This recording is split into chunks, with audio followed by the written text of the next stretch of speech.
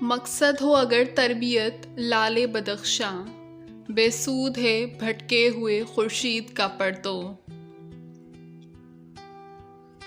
दुनिया है रिवायात के फंदों में गिरफ्तार, क्या मदरसा क्या मदरसे वालों की तगोदो। कर सकते थे जो अपने ज़माने की इमामत, वो कोहना दिमाग अपने ज़माने के हैं पैरो।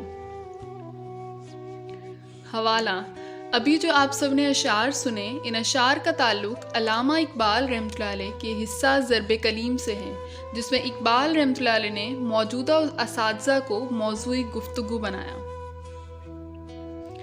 तशरीह। नाज़रीन, पहले शेर में अल्लामा इकबाल रहमतुल्लाह अलैह ने एक लफ्ज़ इस्तेमाल किया है, लाले बदख्शां, जिसका मतलब है बड़े कीमती मोती, जवाहिरात। यहाँ पर कीमती मोती को तालिब इल्म से तशबीह दी गई है कि अगर इन कीमती मोतियों को चमकाना मकसद हो तो भटके हुए सूरज का अक्स उसको नहीं चमका सकता। यहाँ पर अल्लामा इकबाल रहमतुल्लाह अलैह ने आज के असातिज़ा के बारे में कहा है कि आज के जो असातिज़ा हैं वो बेफ़ायदा हैं, वो ऐसे सूरज की तरह हैं जो ख़ुद अपने रास्ते से भटक चुके हैं। उनके मकासद, उनके नज़रियात, उनका इल्म सब हकीकत से अलग अलग हो गए हैं। ऐसे में बेसूद है भटके हुए खुर्शीद का पर्दो, यानी ऐसे में इस भटके हुए सूरज का साया किसी काम का नहीं। जो उस्ताद ख़ुद अमल में कमज़ोर पड़ चुके हों तो वो तलबा की सही तरबियत कभी भी नहीं कर सकते। और फिर दूसरे शेर की तरफ बढ़ते हैं। नाज़रीन, दूसरे शेर में लफ्ज़ मदरसा इस्तेमाल किया गया है, तो मैं बताती चलूँ कि मदरसा सिर्फ़ वो नहीं कि जहाँ सिर्फ़ कुरान पाक पढ़ाया जाए। मदरसा अरबी ज़ुबान का लफ्ज़ है जिससे मुराद हर तरह का तालीमी इदारा है जहाँ पर तलबा को तालीम दी जाती हो किसी भी मौज़ूए इल्म पर। और यहाँ इकबाल रहमतुल्लाह अलैह उन दुनियावी मदारिस की बात कर रहे हैं जहाँ दीन की कोई ख़बर नहीं, क्योंकि वही असल रास्ते से भटक चुके हैं। वरना जहाँ दीन इस्लाम की तालीमात दी जाती हों तो वो कैसे भटक सकते हैं। आप फरमाते हैं कि आज के तालीमी इदारे दुनिया के पीछे पीछे चल रहे हैं, यानी दुनिया की रिवायात में गिरफ्तार हैं। ऐसे में इन मदरसा और मदरसा वालों की कोशिशें किस काम की। नाज़रीन, आप सभी जानते होंगे कि आज के तालीमी इदारे बिल्कुल दीन से अलग हो गए हैं।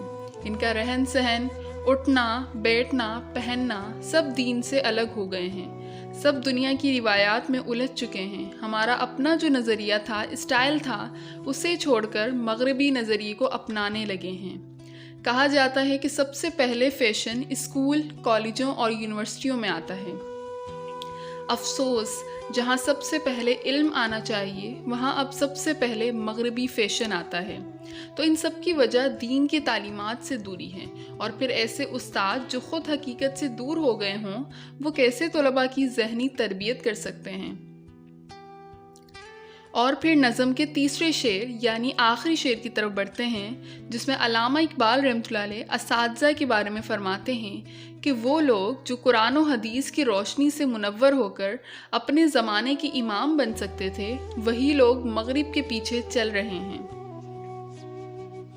यानी वो उस्ताद जो हकीकत की तह तक पहुंच सकते थे, हकीकत को बयान कर सकते थे, जो इल्म को सही मायनों में इस्तेमाल कर सकते थे, अपनी क़ुव्वत का सही इस्तेमाल कर सकते थे, वो जो ऐसी कौम तैयार कर सकते थे जो अपनी कौम की इमामत कर सके और आगे बढ़े, वही उस्ताद आज ज़माने की पैरवी कर रहे हैं, ज़माने के पीछे चल रहे हैं। तो ऐसे लोग कौम की क्या रहनुमाई कर सकते हैं आखिर। नाज़रीन, इस पूरी नज़्म में दो अहम नुक्ते जो काबिल गौर हैं वो ये है कि उस्ताद सूरज की मानंद होता है जो भटके हुए को राह दिखाता है, रोशनी देता है, तवानाई देता है। अगर ये सूरज ही भटक जाए अपनी राह से, यानी बजाय मशरिक़ के निकलने के मगरिब से निकलने लगे, तो तबाही ही तबाही होगी, क्योंकि मगरिब तो पहले ही गुमराह है, पहले से ही अंधेरे में है।